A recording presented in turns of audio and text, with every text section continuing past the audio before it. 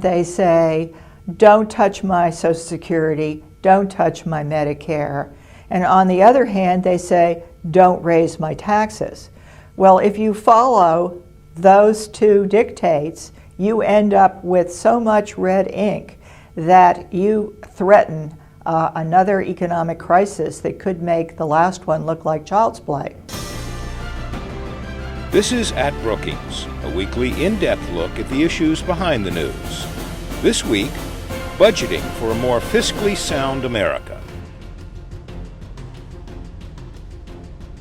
Gloomy to grim. That's how many financial experts paint the nation's economic future, as tax cuts, entitlement spending, high unemployment, and the expanding deficit all shape the debate. Senior fellow Isabel Sawhill says the solution is easy in principle, but will mean making some hard choices. I think right now we should focus on the deficit. I think everybody knows that our deficits are very large right now, about $1.3 trillion a year. But that's not the real problem. The long-term picture here, even the medium-term picture, is really very bad. We have a mountain of red ink in our future and no solution to it. You say permanently extending the Bush tax cuts would be unforgivable, but allowing them to expire during this economic crisis is unwise. Explain that. Extending the Bush tax cuts is totally unaffordable.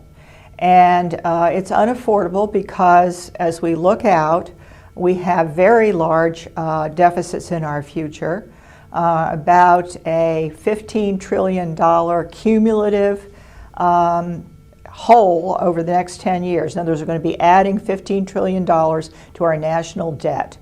That is not sustainable, and those tax cuts alone would contribute $3 to $4 trillion of that amount.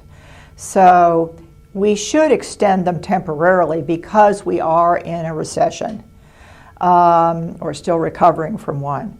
But we should not extend them permanently, in my view, for anyone. The big issue here is entitlement spending, Social Security, Medicaid, and Medicare. What's to be done about these programs? They are the largest part of the budget. Right now, they absorb about 70% of all the revenues that we take in.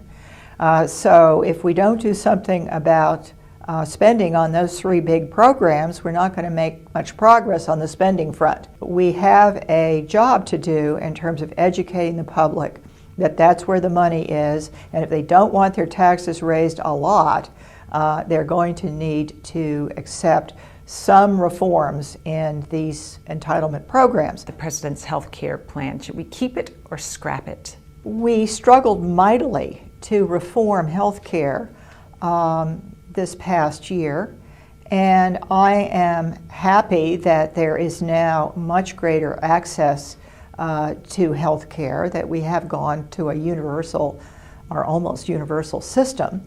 But that's the good news. The bad news is that I don't think we've done very much to restrain health care costs. There's no reason why we couldn't move to the idea that everybody should have access to insurance, and if you have a lower income, the government should help you to buy that insurance policy. But it shouldn't be an insurance policy that enables you to have, the sky is the limit.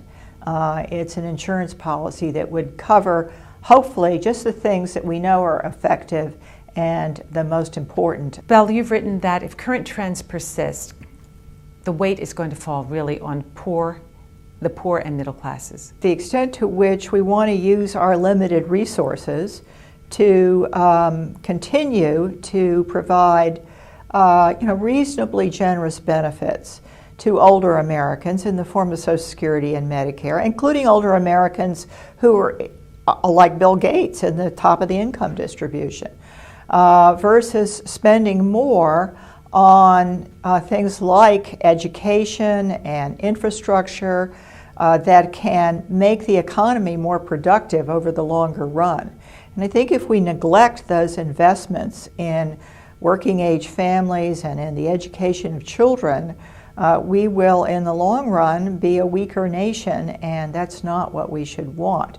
If we do make those investments, then younger people will be more productive, and they will be able to earn more and pay more in taxes, and that will help eventually to support a retired population. Well, economists seem to agree, Belle, that there's one answer: we raise taxes and cut spending. I think everyone should be concerned about the need to take action now to restrain spending and raise revenues. Everything has to be on the table. You can't do it just with revenues or just with spending.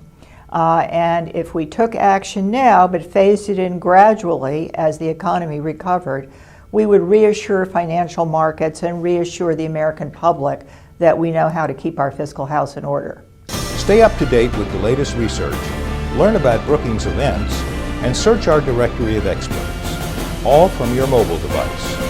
To download Brookings for your BlackBerry, Android, or iPhone, go to brookings.edu/mobile.